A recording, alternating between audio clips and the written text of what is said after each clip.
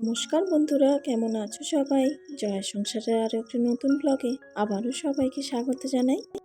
আজকে বৃহস্পতিবার, ঘড়িতে এখন বাজে সকাল 7টা। ঘুম থেকে উঠেছি তখন 6টা 10-এ। আজ ছেলে স্কুলে যাবে, ওই জন্য বেশ একটু তাড়াতাড়ি ঘুম থেকে উঠেছি। সকালে কিছুটা কাজ করে নিয়ে ছেলেকে স্কুলের জন্য রেডি করেও দিয়েছি। আর আজকের ওয়েদার আপডেট এই যে, একদম আকাশের মুখ পুরো ভার হয়ে আছে, রোদ্দুরের দেখা নেই, গোটা আকাশ মেঘে পুরো ঢাকা। আর এখানে এই যে আমার বাবু মশাই স্কুলের জন্য রেডি। খুব একটা ইচ্ছা নয় স্কুলে যাওয়ার, মোটেও ওর ভালো লাগছে না, তবু জোর করে পাঠানো আর কি। তো যাই হোক, ঠান্ডার মধ্যে ছেলেকে সব কিছু সোয়েটার টুপি একদম হাত মোজা সব কিছু পরিয়ে এখানে মা নিয়ে চলে গেলেন স্কুলের জন্য। আর এখানে আমিও আমার সংসারের কাজে লেগে পড়েছি। ওই যে ঘুম থেকে উঠেই আর কি মোটামুটি মানে না করলে নয় যেগুলো, সেগুলো করে তারপর ছেলেকে রেডি সেডি করিয়ে পাঠিয়ে দিই।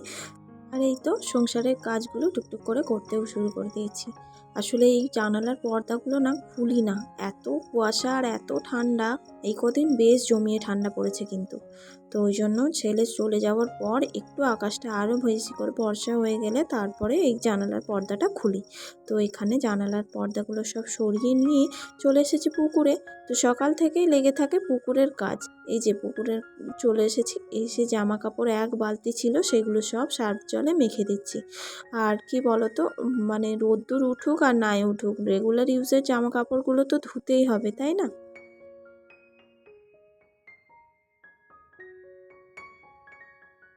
আর এই তো জামা কাপড়গুলো সার্ফ জলে মেখে এখানে বাসনগুলোও সব ধুয়ে নিলাম। গতকাল রাত্রিরে বেশ অনেকটা বাসন জমেছিল, বাসনগুলো সব ধুয়ে নিয়ে এখানে জামা কাপড়টাও কাচতে লেগেছি। আর এখানে বর্মশাই ওই যে আমাদের ছাদে জামা কাপড় শুকনো দেওয়ার জন্য যে বাঁশ দিয়ে দড়িটা টাঙানো ছিল, সেটা ভেঙে গিয়েছিল বেশ অনেক দিন, তাই জন্য বাপি বাঁশ কিনে এনেছেন। আমাদের যেহেতু শ্বশুরবাড়িতে বলেইছি যে জায়গা জমি সেভাবে নেই, ওই জন্য বাঁশ ঝাড়ও নেই, ওই জন্য এই সমস্ত বাঁশ যদি দরকার হয় তখন কিন্তু বাঁশ কিনেই আমাদের ব্যবহার হয়।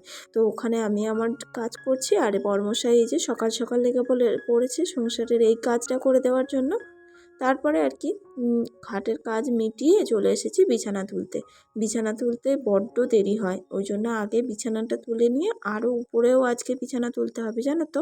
মা আজকে উঠতে একটু দেরি করেছেন, ওই জন্য উপরের বিছানাটাও গুছিয়ে রেখে যাওয়ার সময় পাননি। ওই জন্য মাকে বললাম আপনি চলে যান, আমি এই নিচেরটা তুলে আবার উপরেরটাও তুলে দেবো। ওই জন্য এই তো এখানে আমার নিচের বিছানা গুছিয়ে নিয়ে চলে এসেছি উপরে। উপরের বিছানাটা দেখলেই না কীরকম একটা লাগে, কেননা বিয়ের পর এই ঘরেই তো শুতাম, কিন্তু আফটার প্রেগনেন্সি আমি সবসময় নিচেতেই থাকি।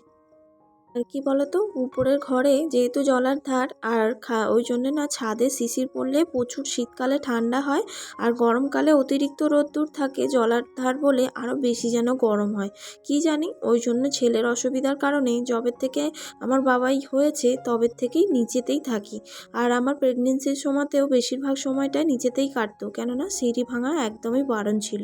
তো এই তো এখানে এই যে সব থেকে শক্ত জিনিস মা কি করে যে তোলেন কি জানি, বালাপোষ। এটা আমার শ্বশুরমশাইয়ের একদম মানে নিত্যদিনের সঙ্গী বলতে পারো, সব সময় এটা গায়ে দিয়ে শুয়ে থাকেন। এত মোটা, এত ভারী যে গোছানোই ভীষণ কষ্টকর।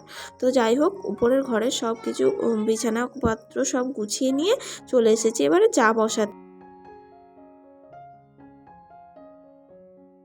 আর এই তো গরম গরম সাদা সাদা দুধ চা, শীতের সকালটা জাস্ট জমে যাবে। তো এই তো দুজনের জন্য চাটাও ঢেলে নিলাম, আর সাথে নিয়ে নিলাম দুটো করে বিস্কিট।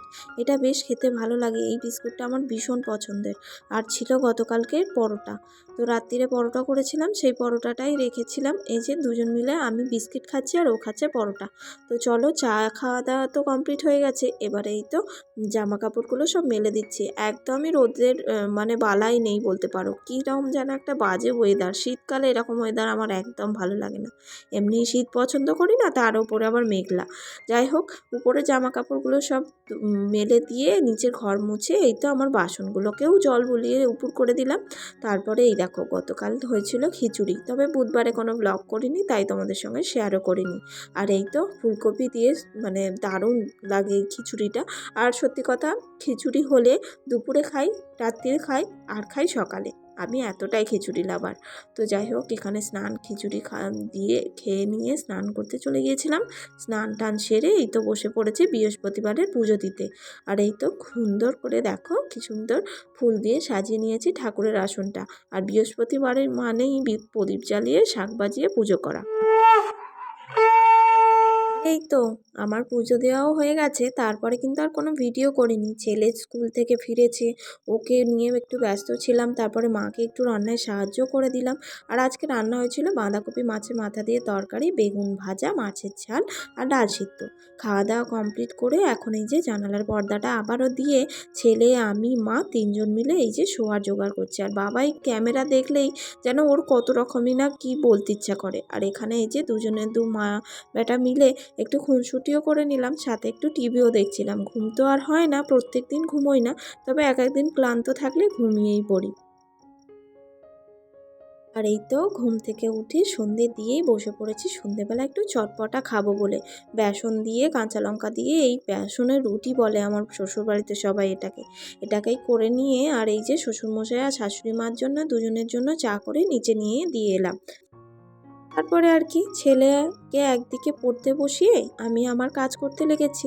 এখানে এই তো রাত্রিরের খাবারগুলো বানাচ্ছি। ছেলেরা শ্বশুরমশাইয়ের জন্য করছি আলু ভাজা, আর সাথে আমাদের আগে ফ্রিজে ছিল ছোলার ডাল, সেই ছোলার ডালটাকেই একটু গরম করে নিয়েছি। এই যে দেখো সাদা সাদা আলু ভাজা, সাথে ছোলার ডাল ফ্রিজে ছিল সেটাকেই গরম করে নিয়েছি। আজকে আর সেরকমভাবে কিছু বানাতে হয়নি রাত্রিরে। আর তার সাথে তো রুটি তো রয়েইছে, শীতের দিন রুটি তো হবেই।